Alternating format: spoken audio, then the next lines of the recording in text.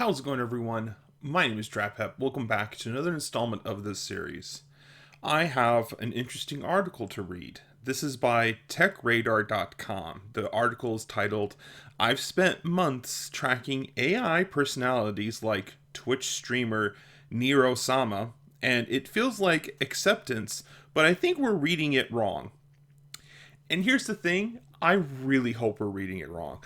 I'm for AI. I love AI when it's used recreationally for entertainment reasons, not the way that this article explains it. And I'll get into it right now.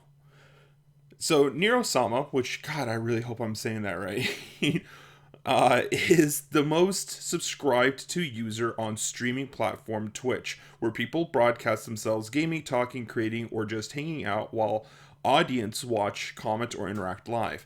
But Nero Sama isn't a person. It's an AI powered character. Like, I don't even have to keep reading. Like, that right there alone is ridiculous. The most ridiculous thing I've ever heard. People are actually watching AI. They're not even watching a person, they're watching an artificial intelligence. I really hope all of their comments is AI slop. I really hope people are making fun of it. I know that's mean for me to hope, any kind of negativity towards anything, but for AI, I mean, come on. Like I said before, it's one thing to use AI as like for fun. Like for me, I have a hard time understanding where punctuations are supposed to go, and sometimes I get a lot of spellings wrong. So I use AI to help me find out where the punctuations are supposed to go and how to spell check everything and make sure my grammar's correct. I feel like that's the correct way to use AI. Sometimes I even use AI for roleplay, for example. Sometimes I'll make a character for Dungeons and Dragons and I'll have AI be the dungeon master so I can enjoy playing Dungeons and Dragons. And the best part is I can make it any theme I want. But to make money on it like this, to make an AI generated character on Twitch, I don't know. I feel like that's kind of going a little far. But let's keep going. So it's capable of generating real time commentary, responding to chat, and pulling in serious viewing numbers. So more than 10. More than 10 viewers. Is that what I'm hearing? It's getting more than serious viewing numbers. If you ever listen to any of these articles, a lot of times a serious viewing number is like 1,000 views, 2,000 views. When like there's people on Twitch who are getting 500,000, 800,000. So I'm having a hard time believing that this AI is getting that many views. We're seeing many more AI generated personalities like this online. The definitions are fuzzy because they aren't all doing the same thing, and audiences aren't responding to them for the same reasons. That's a nice way of pointing out cyberbullying. That's that's a cute way of saying they're cyberbullying that content. That's for simplicity's sake, let's call them AI characters. They're not all alike. Under the umbrella sit AI influencers. That's I don't feel like that's an accurate thing to say. We should not be calling them AI influencers. Like Lil Miquela. God, I really suck at reading names. With millions of Instagram followers. Oh my god, I did not read that far into the article. I did not. I did not read. Oh my god, millions of Instagram followers. No. And brand deals. Oh my god, there's companies buying into this, and even Tilly Norwood, an AI generated actor whose creator has suggested she may soon sign with a talent agency. How? How is this? This has to be fake. Please make this fake. Please make it fake. Don't make this real. Tilly Norwood, an AI generated actor who's going to be sponsored by a talent agency who's going to show up in commercials and movies. Oh my god. Whose creator has suggested she may soon sign with a talent agency. There's also a growing gray zone of hybrids. So, like, what? Robot? Androids? Part chatbot, part character, part brand experiment. Oh my god. At first glance, the attention these AI characters attract, the followers, likes, and conversation, looks like a clear signal that audiences are embracing them. But I think that reading is too neat. I don't. So this is like a personal suggestion by the author of the article that they think that it's not how we think it is.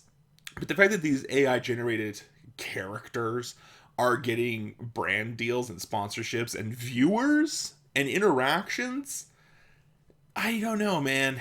I feel like we're going into a dystopia, to be honest. I don't think our society is moving towards a utopia in any form, shape, or any otherwise. Like, it just feels like we're heading straight into dystopia territory, like Mad Max past Thunderdome sort of dystopia. After nearly a year covering AI, I'm skeptical of the idea that interest in AI characters automatically means we all accept them. Based on my reporting, interviews, and time spent watching how people actually interact with these systems, I think something else is going on. Yeah, maybe viewbots, maybe not real people. That's what I'm thinking. As I'm reading it, I was thinking it the whole time. Most new technologies go through a sort of spectacle phase. Think bold demos, impressive first, and wow moments. AI characters are no exceptions, particularly those that look and behave in convincingly human ways. Which is why I believe a big part of what's happening here is simply novelty. Many people aren't committed AI enthusiasts or hardened skeptics.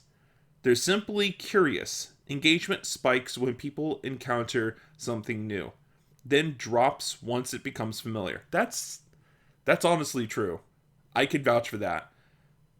That's I and honestly, I've seen that happen to hoverboards. When hoverboards first came out, a lot of people were hyped about that, and then once it became kind of like a norm, people stopped caring. In fact, I have not seen a hoverboard in years. I've not seen anyone use hoverboards whatsoever. Lately, what I've been seeing is a lot of people using electric bikes. That's like the new big thing, especially when social media shows them catching on fire. Like, oh, this is not perfected technology. Oh, you think? Oh, you think? So I think this person who's writing this article has a very good point that the peak in viewership and interactions is mostly due out of curiosity of what they're seeing. And then once this becomes normal, no one's going to care anymore. And I can kind of see that, honestly. That's why AI streamers may function less like entertainers people invest in, and more like experiments people peek at. Neurosama is a good example. It isn't just a generic chatbot dropped onto Twitch, it's a carefully developed idiosyncratic character. God, reading is not my strong skill, okay? So bear with me. Built over years by its creator, Vidal987. Cool. The article gave me an ad. Give me a sec. They gotta make money somehow.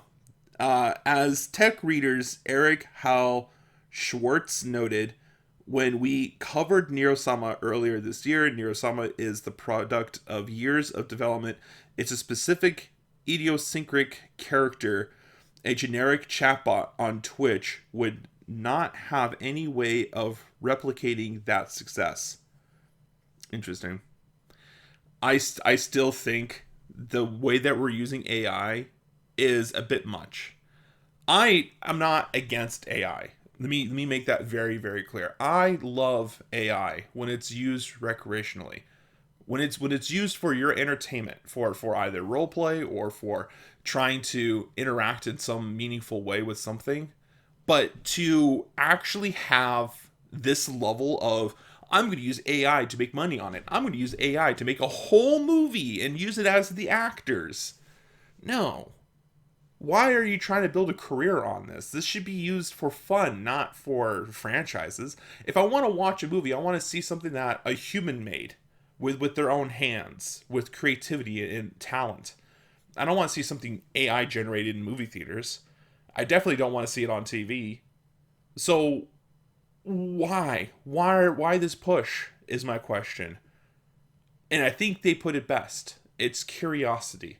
It's curiosity to see if it can do it.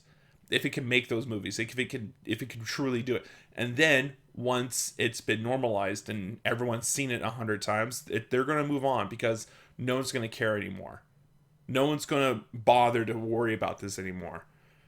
A lot of technology that has come out before this has had equal hatred for because they did not see the implications that could come from it. And I think that AI is just going to be another one of those things where at first we're going to see it as a hindrance and then no one's going to care anymore. Once it becomes normalized and once everyone's seen what it can do, once they've seen the one trick pony, they're going to move on to something else. And this is going to be no difference. Unless for some reason they start putting AI into robots, then we probably will revisit this once again of what the implications will be for AI generated stuff inside of a robot. Maybe you'll be like Terminator, and then all of our problems will be solved. No more problems. Just take over at this point. Don't even bother. I'm, of course, joking. I do see a problem with AI being involved with a lot of things like this. I just hope that it doesn't get too out of hand. I really do enjoy AI when it's done for fun. But when it's being used for companies, I don't like that. But that's just my opinion. And also, this is the end of the video. So, thank you everyone for tuning in.